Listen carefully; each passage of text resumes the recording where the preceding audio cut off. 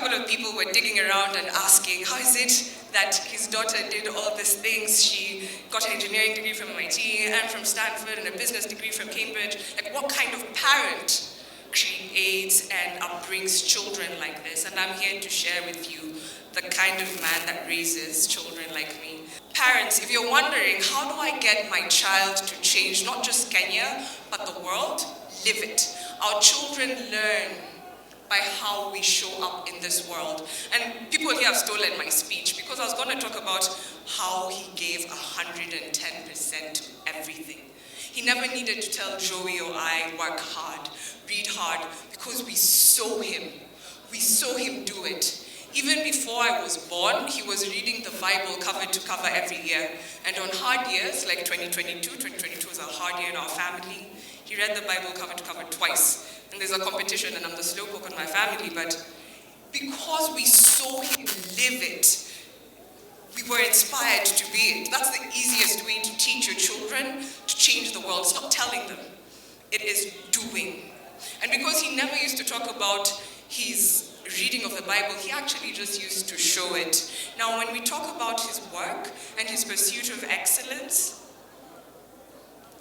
he worked as if he was working for God. He had an audience of one.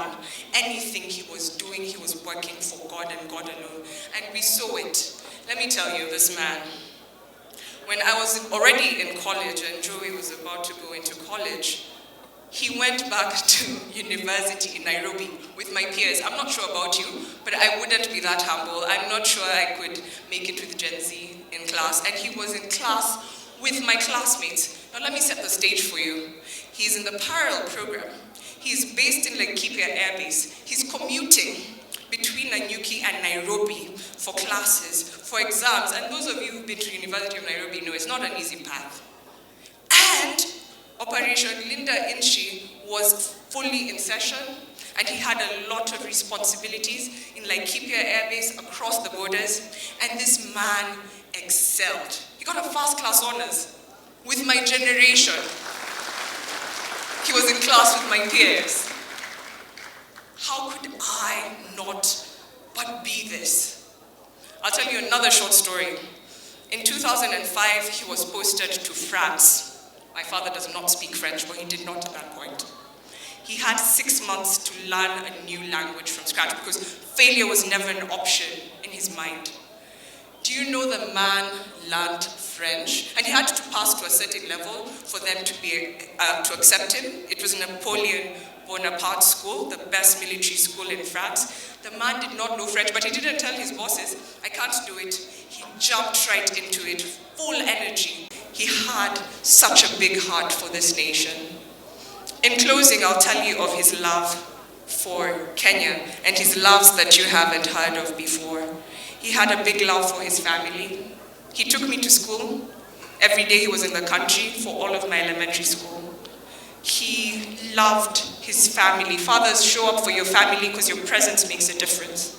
Even now at my big age, he would still show up for me at the airport. He would show up and take me shopping. He would show up and go bowling with my son and my brother. He would show up and just be very present and loving. He would tell Mom, his wife of 40 years, I love you and I'm so grateful that I get to come home to you after this hard day. You make it bearable. He loved us so dearly, so please love your families and give your all. If all of us can just take a bit of this and give our all to the country, our country will be fast-forwarded in no time. General was a special child in our family. In fact, our mother really loved him more than us. So sometimes we could just prick his head, because he was loved too much. We are being beaten and he was not being beaten. And he followed that. He followed those qualities. My brother is a kind man, loyal man, very dedicated, very committed to everything he does. He did things to perfection. My brother was a good Christian, a servant leader of God. He walked the talk. He did his best in Christian life and life in general. So, I want to tell you the 3 things my brother told me. We used to visit him and he could tell me 1, 2, 3. Number 1, he told me, Perez, a soldier can die anytime. So if I die, I need to be buried within 48 hours. I said, what do you mean? And then he said, Perez, I know you can give them problems, so I'm adding you more hours. Let it be 72 hours. The second thing he told me, I had to write them down so that I don't talk of my own things. The second thing he told me, he took me to the graveside and he told me, this is where I'll be buried when I die. The third thing he told me, when I die after burial, Jeshi to give Mama Chieng money to go for holiday.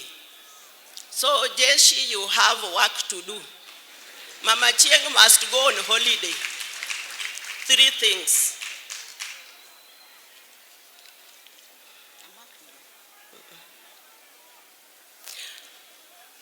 My brother walked with God every single day.